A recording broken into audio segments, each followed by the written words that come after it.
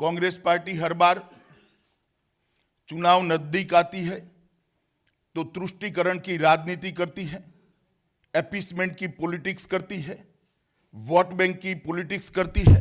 इसमें मुझे कोई आपत्ति नहीं है, ये उनकी परंपरा है। कई सालों से, 3 दशकों से कांग्रेस ने एपीसमेंट का बीज इस देश के अंदर बोया है। हमें इसमें कोई आपत्ति नहीं है, देश की जनता इसको जानती है।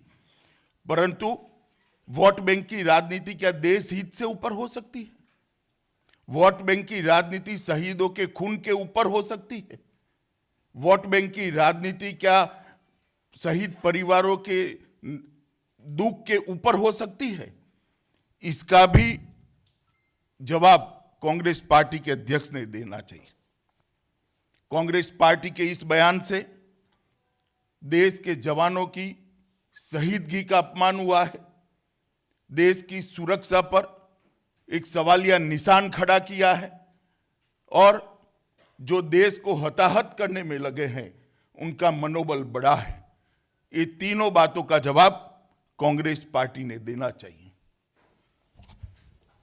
देश जब आम चुनाव की ओर बहुत तेजी से बढ़ रहा है और देश के सभी मतदाता और जो मतदाता बनने वाले हैं ऐसे किशोर और युवाओं में भी आज राष्ट्रीय सुरक्षा का मुद्दा बड़ा अहम बना हुआ है। उसी वक्त कांग्रेस पार्टी के विदेश विभाग के कोऑर्डिनेटर और उनके चुनाव घोषणा पत्र कमेटी के सदस्य श्री सैम पित्रोड़ा जी का जो कल बयान आया वो काफी चिंताओं को जन्म देने वाला है। उन्होंने प्रमुख रूप से बयान में 4 बातें बताई हैं। एक, ये जो पुलवामा पर निंदनीय हमला हुआ और हमारे 40 सुरक्षा बल के जवान शहीद हो गए, उसको एक रूटीन घटना बताया है। दूसरा, कुछ लोगों की हरकतों से पूरे देश को दोषी नहीं मानना चाहिए, इस प्रकार का भी बयान दिया। तीसरा,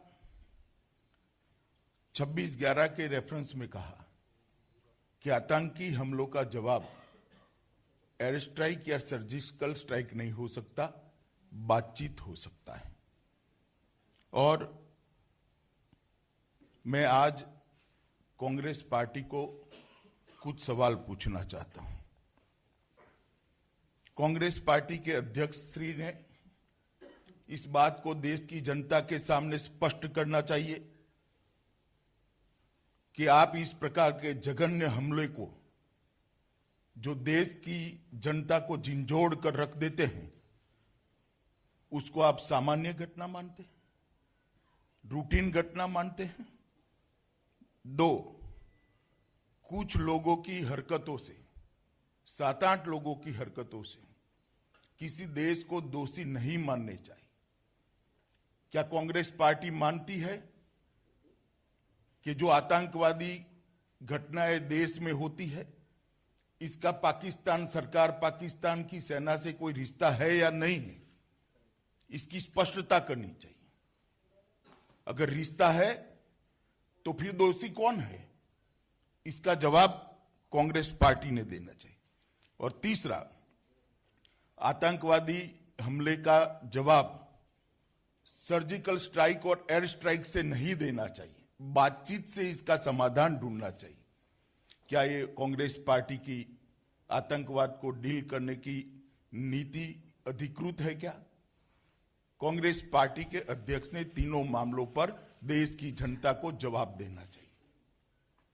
जब देश पर इस प्रकार के आतंकी हमले होते हैं, देश के सुरक्षा बल और सेना के जवान हताहत होते हैं, देश के नागरिक हताहत होते हैं और कांग्रेस पार्टी और उनके इतने प्रमुख पदाधिकारी बातचीत का रास्ता सुझाते हैं, इससे कांग्रेस पार्टी सहमत है क्या? आपने यूपीए के शासन में 26/11 से लेके कई बम धमाके, सीरियल बम ब्लास्ट देश भर में हुए और आपकी पॉलिसी के तहत आपने बातचीत का रास्ता अख्तियार किया। क्या परिणाम निकला?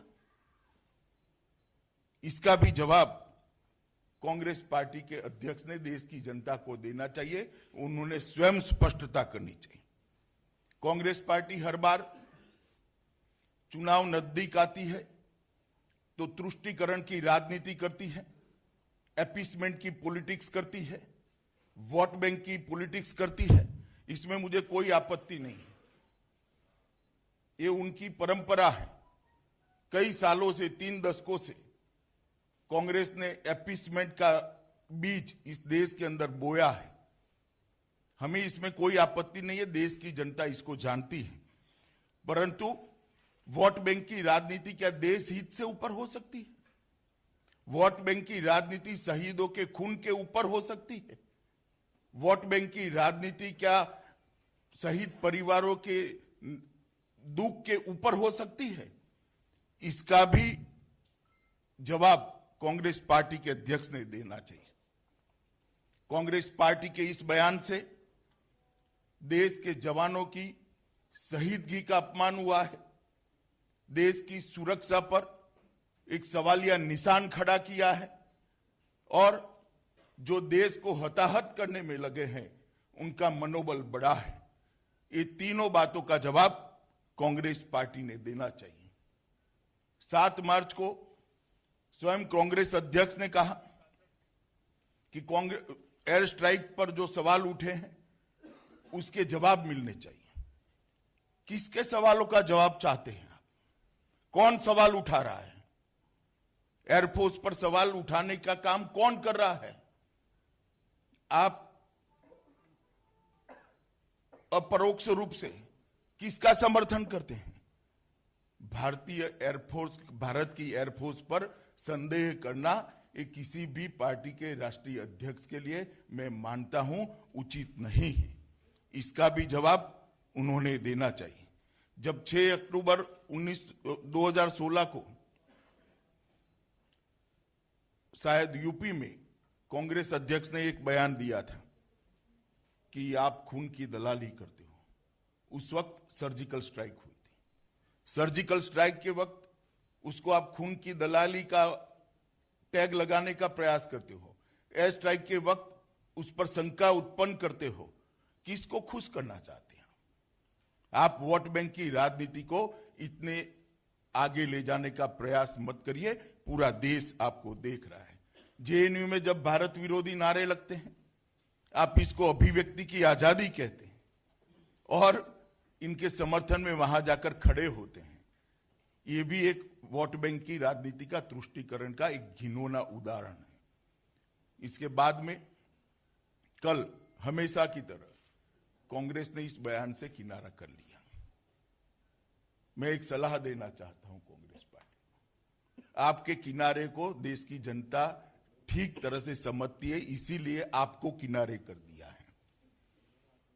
कोई भी बयान देना, तुष्टीकरण की पॉलिटिक्स करना आपकी रणनीति का हिस्सा है।